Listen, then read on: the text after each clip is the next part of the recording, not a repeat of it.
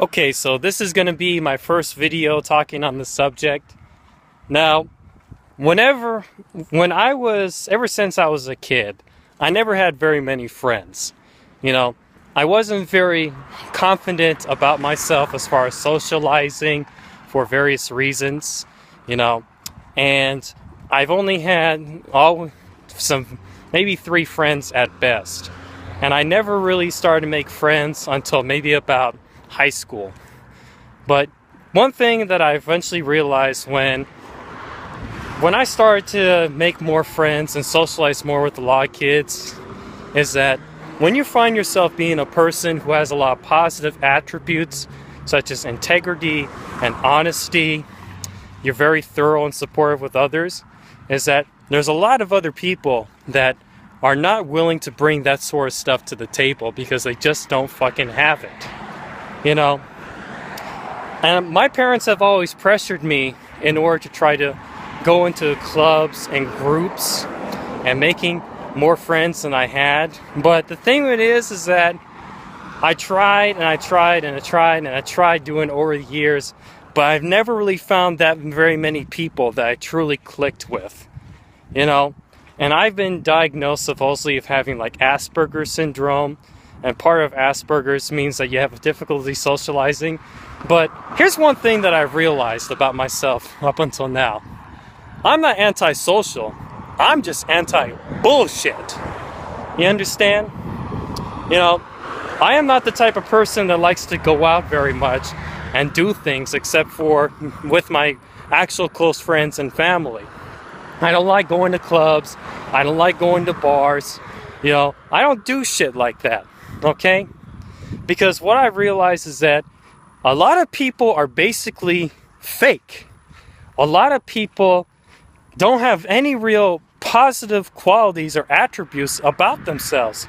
They're just, It's like when you go to a club, you see a lot of girls who dress up in all these extravagant clothes and heels, and they put on a lot of fucking makeup, and it's just, you don't look that good, and guys do the same thing, and they lie about themselves and what they do for work, the stuff they can do in bed, and all this other shit, and you find yourself being an honest and real person thinking, what the fuck am I doing here with all these stupid people,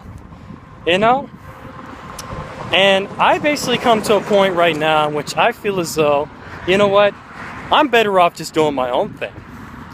At least when I'm alone, I can be true to myself, and I don't have to go ahead and appeal to a group or society or whatever.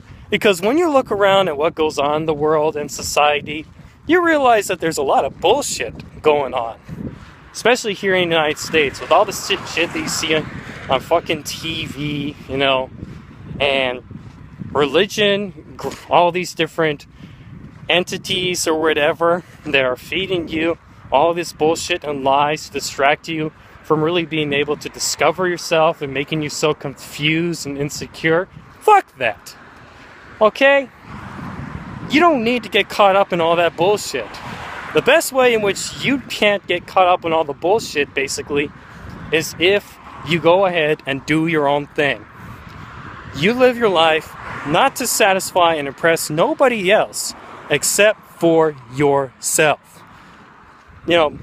George Carlin said in his autobiography, Last Words, something that really, really resonated with me. He said, what did he say? When did he say? I'm trying to remember. Oh, yeah. I love individuals. I'm fine with individuals. Individuals are just wonderful. Seeing an individual is like going into, you see an entire hologram on the universe somewhere within them. Each individual is very, very special.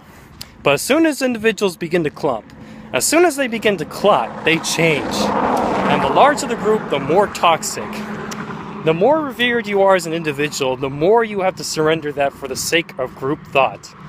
And often you will do things in the name of the group you would never do on your own.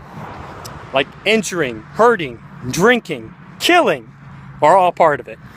Because you've lost your identity. Because you owe your allegiance to this thing that's bigger than you are. You know, but at the same time, you know, you gotta find people in which you can at least bond with on more of a deeper and personal level, and become more understanding of who you truly are as a person. You know, because there's not going to be very many people who are like that. Most people are not going to be able to really, truly understand you for who you are. But you know what? You don't need those people. You don't.